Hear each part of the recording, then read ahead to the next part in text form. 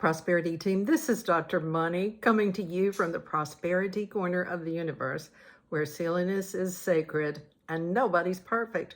I am your P.O.P., your Professor of Prosperity, and I'm here so that all of our lives can pop with prosperity. I might be a little waggly today because I'm holding this camera with my hand. So it's moving a little bit, but that's not going to bother anything. I want to tell you a story. Two-part story about the law of attraction. In 1998, I got intuitive guidance to move from Memphis, Tennessee to Houston, Texas. Everything felt right. It was perfect. I put my house on the market. Nobody was looking at the house. One of my friends was my realtor, and she said, "Ann, nobody's looking at your house. You got to do something about it." And I said, "I'm not worried about it at all." I said, I'm not even really ready to sell it. I want to sell it so that everything, the rent is, the lease is closed on my office. Everything works out perfectly. And she said, "Well, when do you want to sell it?" I said, "Well, I want to sell it the middle of September." "And when do you want to close it?" "I want to close right at I said the middle of October. I said, "I want to close in the middle of November." She said, "Okay." And I said, "It'd be really great if you sold this house so you could get the realtor's fee on both sides." And she said, "Okay, let's plan for that." And she said, "We won't worry about whether anybody comes or not because we know that it only takes one person coming to buy the house." So I sort of forgot it. It was like I put my order out to the universe. That was it. Sure enough, somebody came in. She was holding an open house, middle of October. Didn't have a realtor. Sold the house on the spot. We closed in the middle of November.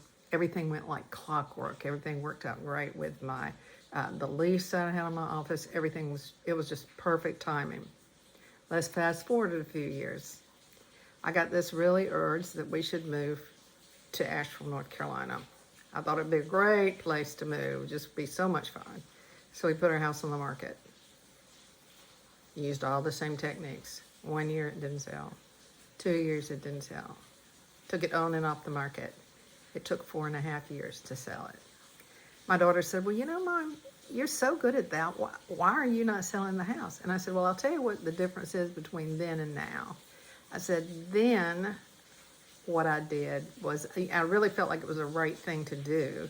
And so I had the inspiration to visualize it and see it coming through. And I had the complete rightness of it. I felt completely right about it. And I always said for the highest good of all concerned. And so it just went off like clockwork and I moved.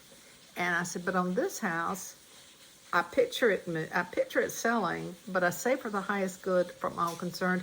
And I'm a little wobbly about it because in the meantime, we had decided not to move to Asheville, which was really great.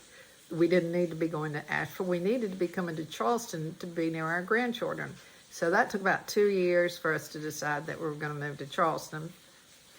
And then it took a little while to sell the house. I think it still took a couple of years to sell the house then.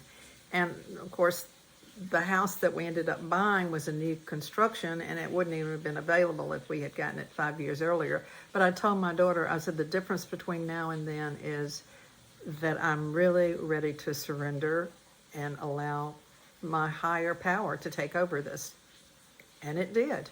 And it was perfect timing, perfect order in terms of moving and selling the house, but it wasn't what I had actually envisioned. So I think that when we get an inspiration from our higher power, we can go with it. And there was that intuitive inspiration in the second thing. It took a lot longer for the intuition to play out than for the first time that I moved.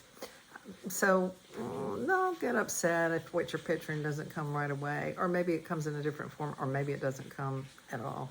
Because, the universe always answers us. Sometimes it says yes, and sometimes it says no.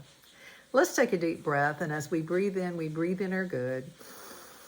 And as we exhale our intention for all other beings to receive their good as well.